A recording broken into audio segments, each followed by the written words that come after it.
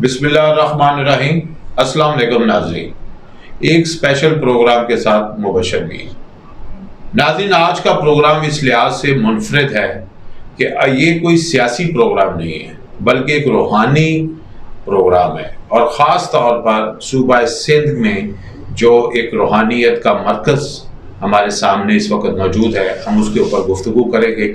لیکن میں اس سے پہلے آپ کا تعارف اپنے مہمان سے کروانا چاہتا ہوں، جن کا تعارف تو خیر اس وقت دنیا بھر میں ہو چکا ہے، لیکن جو لوگ ہمارا پروگرام دیکھتے ہیں ان کے لیے خاص طور پر جناب زوار عبدالستار دست صاحب جو ہیں، یہ ہمارے لیے کتنی محترم ہستی ہیں کہ میں سمجھتا ہوں کہ اس وقت جتنا انہوں نے ریسرچ کا کام کر دیا ہے خاص طور پر سندھ کے حوالے سے، اس پر ان کو ایک اعزازی جو ہے وہ ڈاکٹریٹ کی ڈگری ملنی چاہیے۔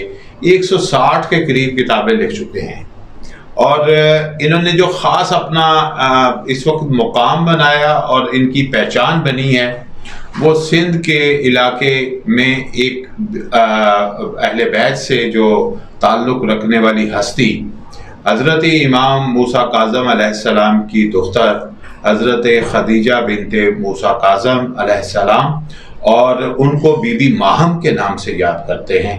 ان کے اوپر جو ریسرچ کی ہے دست صاحب نے، وہ کمال کا کام ہے، جس کی وجہ سے دنیا بھر میں عبدالستار دست صاحب کے جو چاہنے والے ہیں ان کی تعداد میں بے پناہ اضافہ ہوا ہے۔ اس وقت میرے ہاتھ میں بھی یہ کتاب ہے جس میں بی بی ماہم کے معجزات کے بارے میں انہوں نے ذکر کیا ہے۔ تو ابھی ہم بات کریں گے کہ بی بی ماہم کے روزے کی جو دریافت ہوئی ہے سندھ کے اندر، اس کی کس طرح بیک گراؤنڈ ہے، کس طرح ان لوگوں نے اس کے بارے میں جانا ہے۔ السلام علیکم دست صاحب، کیسے ہیں آپ؟ ٹھیک ہے، خیریت سے؟ دست صاحب، آپ نے بہت بڑا ایک فریضہ ہی میں سمجھوں گا کہ انجام دیا، اور یہ وہ فریضہ ہے کہ جس کے لیے میں تو کہتا ہوں کہ آپ کا محمد وآل محمد نے آپ کا انتخاب کیا کہ آپ کے ذمہ یہ کام لگا دیا، اور آپ اس کو جس طرح نبھا رہے ہیں، ہم دعا گو ہیں کہ آپ کی توفیقات میں اضافہ ہو، آپ کو مزید اس کے اوپر لکھنے کا موقع ملے۔ تو ہمارے ناظرین کو آپ ذرا یہ بتائیں کہ اس روزے کی دریافت جو ہے وہ کیسے ہوئی، کیسے یہ دنیا سے ایک عرصے تک پوشیدہ رہا اور پھر ہمارے سامنے منظر عام پر آیا، اور اب ایک مرکز تجلیات ہے، اور لوگ جوک در جوک وہاں پہ جمع ہوتے ہیں، وہاں پہ زیارت کے لیے حاضر ہو رہے ہیں۔ ہم نے بھی اس مقدس ہستی کی وہاں پہ جا کے زیارت کی ہے۔ تو آپ فرمائیے کہ کس طرح یہ جو ہے وہ پورا داستان یہ کس طرح ہمارے سامنے آتی ہے؟ سرکار، یہ سلسلہ اس طرح شروع ہوا کہ میں تحقیق کی صنف سے وابستہ ہوں، طویل عرصہ سے تحقیقی کام کرتا رہتا ہوں۔ اس حوالے سے سندھ کے لوگ اکثر مجھ سے ملتے ہیں، مختلف چیزیں بیان کرتے ہیں۔ حیدرآباد سے قدمگاہ مولا علی السلام سے سندھ کا سب سے قدیم مذہبی اخبار ہے ہفتہ روزہ پنجتنی، جو شائع ہوتا ہے وہاں سے۔ میں اس کا ایڈیٹر تھا 2001 سے 2012 تک۔ درست۔ تو ایک تو سندھ میں زائرین کا مرکز ہے قدمگاہ مولا علی، اس لیے زائرین کی بہت بڑی تعداد سندھ سے آتی ہے وہاں پر۔ ہاں، بہت سے لوگ حیدرآباد جاتے ہیں تو اس کا پہلا نظریہ یہ ہوتا ہے کہ ہم نے وہاں پہ زیارت کرنی ہے۔ تو ایک تو وہ لوگ آتے تھے جو زائرین میں سے ملنے آتے تھے، اور ایک طبقہ وہ آتا تھا جو اخبار میں مضامین وغیرہ دینے کے لیے یا اس سلسلے میں گفتگو کرنے کے لیے آتے تھے۔ 2009 میں میرے پاس اگم کوٹ اور اس کے اطراف سے کچھ لوگ آئے بار بار، اور انہوں نے مجھ سے تذکرہ کیا کہ وہاں پر ایک قبر ہے قدیم زبون، جنہیں مدینے والی بی بی کے نام سے یاد کیا جاتا ہے وہاں۔ اچھا زوار صاحب، ہمارے ناظرین کو آپ یہ بھی بتائیے کہ جو اگم کوٹ ہے یہ سندھ کے کون سے ضلع میں ہے اور کون سی تحصیل کے قریب جو ہے یہ واقع ہے؟ سر، اگم کوٹ سندھ کا موہنجو دڑو کے بعد قدیم ترین آثار قدیمہ کا ایک مقام ہے، ٹیلہ ہے ایک، جو بدین ڈسٹرکٹ میں واقع ہے، لیکن مختلف شہروں سے آنے والے لوگوں کو آسانی سے جو راستہ ملتا ہے وہ ملتا ہے ٹنڈو الیار چمبڑ والے روٹ سے۔ چمبڑ کے بعد گلاب لغاری شہر آتا ہے، اس سے تقریباً 2 کلومیٹر دور یہ آثار قدیمہ کا ایک مکان ہے، جہاں پر بی بی کا روزہ بھی ہے، اور مختلف مزارات ہیں, مختلف آثار قدیمہ کی چیزیں ابھی تک موجود ہیں وہاں پر. اچھا, جو ہم نے کتاب کے اوپر دیکھا بھی, کتبہ بھی دیکھا اور وہاں پہ بھی ہم نے زیارت کی, تو اس پہ ایک پرانا کتبہ بھی ہے جو قبر مبارک پہ ہے. اس پہ جو 170 ہجری جو ہے وہ کندہ ہے. تو اس کی کتبے کی ذرا کریں کہ یہ 170 ہجری یہ اس وقت کا ہی اوریجنل قبر کے اوپر یہی تھا. میں اسی طرف آ رہا تھا کہ 2009 میں جب میں وہاں پر گیا تو مجھے یہ معلوم ہوا کہ بی بی مدینے والی بی بی کے نام سے انہیں پکارا جاتا ہے. بار بار جب تذکرہ ہوا تو میں گیا, خود میں نے وہاں زیارت کی, مجھے کچھ روحانی سکون محسوس ہوا وہاں پر. اس کے بعد میرا مسلسل آنا جانا شروع ہوا. وہاں پر میں نے جو چیزیں دیکھیں تو جھاڑیوں کے درمیان ایک قبر موجود تھی جس پہ ایک پتھر رکھا ہوا تھا, کتبہ پتھر کا کندہ کیا ہوا, جس پہ بی بی ماہم کا نام, ان کے وصال کی تاریخ, وصال کا سال جو ہے وہ 170 ہجری لکھا ہوا ہے. اور یہ زمانہ بنتا ہے امام موسیٰ کاظم کی امامت کا زمانہ. جی بالکل. ظاہر ان کے اپنے زمانے میں بہت عرصہ انہوں نے قید و بند کی صورتیں برداشت کی, تو اسی دوران قید ہی شہید ہوئے. جی, اور ان کی اولادیں جو ہیں ان کی تلاش میں مختلف جگہوں پہ بھی گئیں, مختلف صحبتیں برداشت کی. طویل اولادوں کا سلسلہ ہے ان کا, 18 بیٹے 19 بیٹیاں ہیں. جی بالکل. اولاد کی تعداد بھی بہت کثیر ہے ان کی.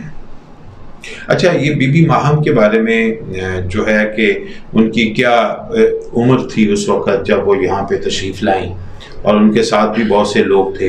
اب اس سلسلے میں یہ ہے کہ تھوڑا سا میں تاریخی پس منظر میں جانا چاہوں گا. ہمارے پاس تاریخیں محفوظ نہ رہ سکی ہیں. ایک تاریخ میں قدیم سلسلہ چلا ہمارے پاس کہ جو بھی حکمران بن کر آتا ہے, کسی ملک کو فتح کرتا ہے, کسی ملک پر قبضہ کرتا ہے, تو وہ سب سے پہلے اس علاقے کی علم و ادب اور تاریخ کو جلا کر راکھ کا ڈھیر بناتا ہے, اور اس کے بعد اپنی درباری مورخین سے اپنی مرضی کی تاریخیں لکھواتا ہے. بالکل. یہ اس کے بعد جو دوسرا حاکم آتا ہے تو اسی کی روش پہ پھر وہ اس کو جلا دیتا ہے. یہ سلسلہ ہمارے پاس صدیوں تک پھیلا ہوا ہے. یہی وجہ ہے کہ ہمارے پاس اصل تاریخ موجود نہیں ہے. لیکن یہ ہے کہ جو ریسرچر ہوتا ہے جیسے آپ جیسی ہستی ہیں, تو وہ لنک کر کے چیزوں کو نکالتے ہیں. اس طرح نکالا جاتا ہے کہ تاریخ میں جو چیزیں جل گئیں ان کی جگہ درباری مصنفین کی جو تصانیف ہیں ان کے انبار لگ گئے. اب ایک تو ان میں سے تلاش کرنا بہت مشکل ہے. دوسرا یہ کہ ایک سلسلہ ہے تاریخ میں, ابتدا سے یہ چیز چلتی آ رہی ہے, تاریخی حقائق ہیں یہ, کہ جب آپ اپنی تاریخیں جلا دیتے ہیں تو یا تو ان تاریخوں کو پھر سمیٹا جاتا ہے, اگر سمیٹنے جیسا ماحول نہیں ہوتا تو پھر وہ سینہ بسینہ سفر کرتی ہیں. اچھا, ہمیں واپس میں آنا چاہوں گا چونکہ وقت ہمارے پاس ذرا بڑا محدود ہے درسا, کہ بی بی ماہم کا جو روزے کی دریافت کا آپ فرما رہے تھے, تو یہ فائنلی جو ہے وہ جو خاص و عام کے لیے ایک چیز جو ہے وہ سامنے آنا, یہ کس ایئر میں ہوا؟ 2011 میں. 2011 میں پراپر جو ہے لوگوں کا آنا جانا شروع ہو گیا. میرے مضامین کچھ جرائد اور اخبارات میں شائع ہوئے تھے 2011 میں. اچھا, مجھے یہ بتائیے کہ ایک تو یہ ہے کہ ٹھیک ہے وہ جگہ برباد ہو چکی تھی, ایک نئے سرے سے آباد ہو رہی ہے, تو کیسے ایک تو آپ کو کتبہ مل گیا, دوسرا کیسے یہ چیز کو جج کیا گیا کہ ہاں یہ وہی بی بی ہیں؟ ظاہر ایک روحانی ہستی ہیں, تو روحانی ہستیاں اپنا ایک وجود جو ہے وہ دنیا سے تسلیم کرواتی ہیں اپنی کسی نہ کسی معجزات کی صورت میں. تو بی بی کے معجزات پہ آپ نے کتابیں لکھی, تو ہمیں کوئی ایک ایسا کوئی معجزہ سنائیں کہ جس سے بات آشکار ہوتی ہے کہ ہاں یہ بی بی خدیجہ بنت موسیٰ کاظم. میں آپ سے یہی گزارش کر رہا تھا کہ جب میں نے تحقیق کا سلسلہ شروع کیا تو تاریخ کی کتب میں اگم کوٹ کا تذکرہ کثرت کے ساتھ موجود ہے, لیکن بی بی کا تذکرہ نہیں ہے اس میں, جس کی بنیاد میں سادہ دشمنی سمجھتا ہوں. ٹھیک ہے. اس کے بعد تاریخ کو سمیٹنے کا دوسرا طریقہ یہ ہے کہ جو سینہ بسینہ روایتیں سفر کرتی ہیں انہیں میں جمع کیا جاتا ہے. ٹھیک ہے. تو میں نے اس سلسلے کو جمع کرنے کے لیے وہاں کے جو آس پاس کے اطراف کے گاؤں گٹھوں کے لوگ ہیں انہوں نے ضعیف العمر بزرگ لوگوں کو تلاش کیا, ان سے روایتیں جمع کی. انہوں نے مجھے بشارات اور معجزات کی کہانیاں بتائیں, جس سے وہ جو ایک وہاں پہ نام تھا مدینے والی بی بی, وہ پھر ادھر ہی جو ہے وہ لنک جو ہے وہ آپ جوڑا گیا. ٹھیک ہے. ایک تسلسل سے ایک چیز ملی ہمیں کہ جب بھی بی بی کی قبر غائب ہو جاتی, بارشوں وغیرہ کے نتیجے میں وہ اپنی نشانات مٹ جاتے, تو بی بی بار بار لوگوں کو خواب میں آ کر بشارت دیتی کہ میری فلاں جگہ قبر ہے, میں فلاں بی بی ہوں, اور میں تمہیں یہ ہدایت کری ہوں کہ میری قبر کو فوری طور پہ ظاہر کرو. بہت شکریہ. میں یہاں پہ آپ کو روکوں گا.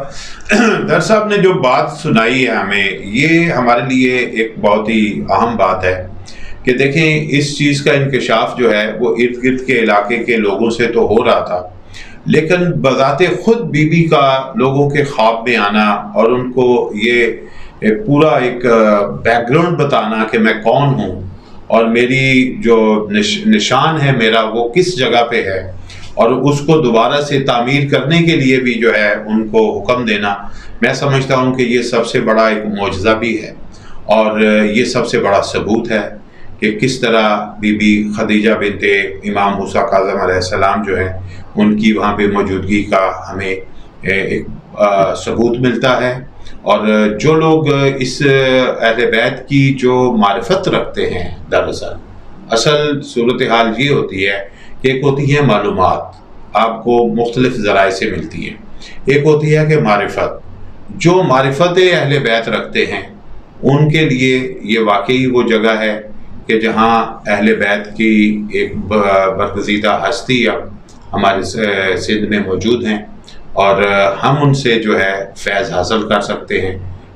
در صاحب کا میں شکر گزار ہوں کہ آپ نے ایک بہت ہی اہم راز سے میں سمجھتا ہوں کہ پردہ اٹھایا ہے, اور ہم آپ سے مزید بھی گفتگو انشاءاللہ کریں گے. بہت شکریہ.